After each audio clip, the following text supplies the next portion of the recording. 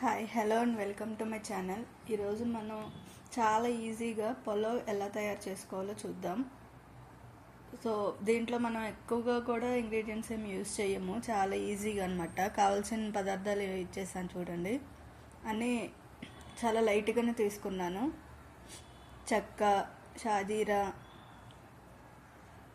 ఇంకా బిర్యానీ ఆకులు అవి ఉన్నాయి కదా అవి. నెక్స్ట్ ఇక్కడ నేను ఏమేమి తీసుకున్నాను, క్యారెట్, బంగాళదుంప, టమాటా, ఉల్లిపాయ, పచ్చిమిరకాయ, పుదీనా, కొత్తిమీర, ఇంతే ఇంకా నేను తీసుకున్నవి. సో వీటితోనే మనం చాలా ఈజీగా రెసిపీ అనేది ప్రిపేర్ చేసుకుందాం, పలావు. నెక్స్ట్ అల్లం వెల్లుల్లి పేస్ట్. ఇది నేను అల్లం వెల్లుల్లి పేస్ట్ రోట్లోనే. సో నెక్స్ట్ వచ్చేసి ఇది కుక్కర్లోనే చేస్తున్నాను. కుక్కర్ తీసుకున్నాను, దాంట్లో ఆయిల్ వేసాను, ఒక 2 టేబుల్ స్పూన్స్ వరకు ఆయిల్ వేసాను. అండ్ ఆయిల్ కొంచెం హీట్ అయిన తర్వాత ఈ పలావ్ దినుసులు ఉన్నాయి కదా మనం తీసుకున్నవి, సో ఇవి వేసేసి కొంచెం లైట్గా వేపుకోండి.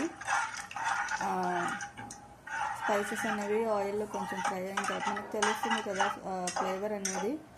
సో అది అప్పటి వరకు కొంచెం లైట్గా వేపుకోండి, చాలా సిమ్లో పెట్టుకోండి, ఎందుకంటే అవి మాడిపోయినాయి అంటే అసలు ఇంకా పలావ్ టేస్టే ఉండదు. సో చాలా లైట్గా సిమ్లో పెట్టుకొని వేపుకోండి. నెక్స్ట్ అల్లం వెల్లుల్లి పేస్ట్ 1 టేబుల్ స్పూన్ వేసాను. సో ఇది కూడా మంచిగా వేపుకోండి. అల్లం వెల్లుల్లి పేస్ట్ నేను ఎప్పుడు చెప్తూ ఉంటాను, నూనెలోనే వేగాలి, అప్పుడే మనకి మంచి ఫ్లేవర్ అనేది వస్తుంది. ఈ అల్లం వెల్లుల్లి పేస్ట్ బాగా వేగిన తర్వాత అప్పుడే ఏదైనా వేసుకోవాలన్నమాట. ముందే వేసేసి తర్వాత అల్లం వెల్లుల్లి పేస్ట్ వేస్తే ఏంటంటే పచ్చి వాసన వస్తుంది. సో అందుకని ఎప్పుడు కూడా అల్లం వెల్లుల్లి పేస్ట్ ముందే వేపుకోవాలి మనం. అట్లా హైలో మట్టుకి పెట్టద్దు, అల్లం వెల్లుల్లి పేస్ట్ మాడిపోతుంది. సిమ్లో పెట్టుకొని వేపుకోండి. నెక్స్ట్ ఇప్పుడు కొత్తిమీర వేసాను, కొత్తిమీర, పుదీనా.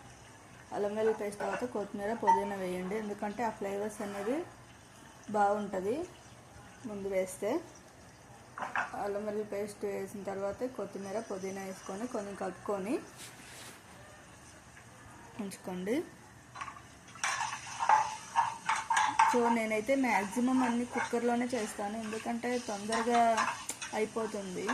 సో ఇలా జాబ్స్కి వెళ్ళే వాళ్ళు కానీ, స్టూడెంట్స్, బ్యాచులర్స్ ఇట్లా ఉంటారు కదా, వాళ్ళకి చాలా ఈజీ అనమాట. ఇట్లా కుక్కర్లో చేసుకుంటే మనకి అది మాడిపోయిద్దా లేదా ఇదేం చూసుకోవాల్సిన అవసరం ఉండదు పద్దాక.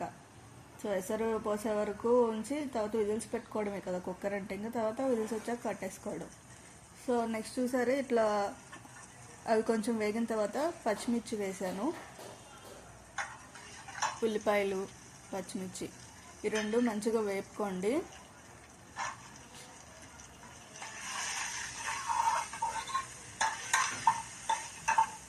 సో అల్లం వెల్లుల్లి పేస్ట్ వేసిన తర్వాత పుదీనా, కొత్తిమీర వేసాను. నెక్స్ట్ పచ్చిమిర్చి, ఆనియన్ వేసాను.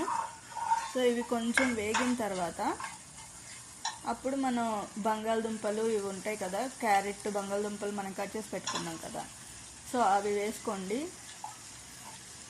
బంగాళదుంపలు. నెక్స్ట్ అలాగే నేను క్యారెట్ ఈ రెండు వేసాను.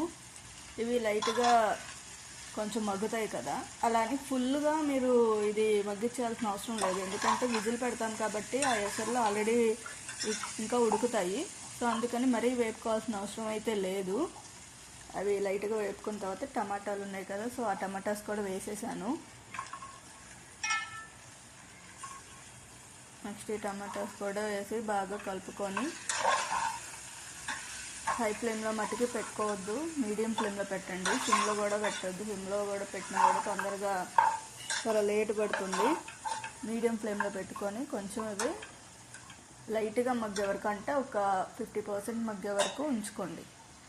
సో ఇప్పుడు ఏంటంటే దీంట్లో కొంచెం లైట్గా మీరు ఉప్పు వేసుకోవచ్చు, అంటే ఫుల్ ఇప్పుడే వేసేయొద్దు, కొంచెం వేసుకోండి లైట్గా, అంటే ఆ ముక్కల వరకు పట్టేటట్టు ఎంత సరిపోతుందో చూసి దాన్ని బట్టి వేసుకోండి. అప్పుడు ఏంటంటే తొందరగా మగ్గుతాయి ఆ ముక్కలు కూడా. దాంట్లోంచి వాటర్ అనేది బయటకు వస్తుంది, ఒక 3 to 4 minutes తర్వాత. సో అప్పటి వరకు మీరు కొంచెం మూత పెట్టుకొని మగ్గించుకోండి. చూసారా, ఇట్లా జ్యూసీగా రావాలన్నమాట. అప్పటి వరకు మగ్గించుకొని ఇంకా తర్వాత మీరు ఎసరు పోసుకోవాలి. సో ఎసరు ఆల్రెడీ నేను ఈ లెక్క అనేది మొన్న నేను చెప్పాను, బియ్యానికి తగ్గట్టు. సో కొంతమంది 1:1.5 వేస్తారు, 1:2 వేస్తారు. సో మీకు ఎట్లా కావాలో అట్లా వేసుకోండి. నేనైతే ఈ గ్లాస్తో 2 glasses తీసుకున్నాను, అందుకని నేను 4 glasses వాటర్ వేసాను అనమాట. కొంతమంది ఏంటంటే పలావ్ చాలా మెత్తగా అయిపోతే నచ్చదు అనమాట. సో వాళ్ళకి ఏంటంటే కొంచెం పలుకులు ఉంటే వస్తుంది. అట్లాంటి వాళ్ళు 1కి 1.5 వేస్తారు. సో మీరు చూసుకొని మీకు ఎట్లా కావాలో అట్లా వేసుకోండి.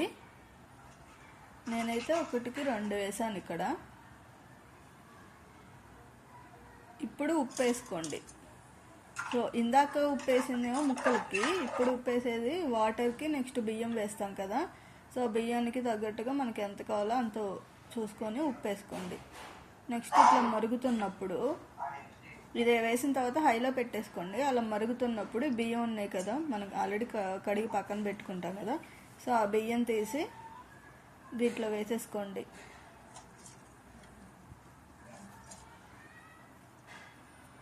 చాలా కొంచెం జాగ్రత్తగా వేసుకోండి, ఎందుకంటే మరుగుతున్నాయి కదా నీళ్ళు, చేతి మీద పడితే కొంచెం ప్రాబ్లం అవుతుంది. సో అందుకని ఆ మరిగినప్పుడు ఏం చేస్తారంటే మీరు కొంచెం సిమ్లో పెట్టుకోండి. అది సిమ్లో పెట్టేసిన తర్వాత బియ్యం వేయండి. అప్పుడు మన మీద పడవు ఆ నీళ్ళు. ఎప్పుడు కూడా బియ్యం పై నుంచి వేయొద్దు. కొంచెం మీరు ఆ గిన్నె ఉంటుంది కదా, దాంట్లో కొంచెం లోపలికి చేయి పెట్టి అప్పుడు వేయండి. అప్పుడు మన చేతుల మీద పడదు. కొంతమంది పై నుంచి ఇట్లా వదిలేస్తారు, అది మన మీద పడుతుంది వచ్చి. సో అందుకని జాగ్రత్తగా వేసుకోండి. సో ఇప్పుడు వేసేసాను కదా. నెక్స్ట్ కుక్కర్ మూత పెట్టేసుకోండి. మూత పెట్టి జస్ట్ ఒక 3 విజిల్స్ రానివ్వండి చాలు. సో 3 విజిల్స్ వచ్చే వరకు ఉంచుకొని చూసుకోండి.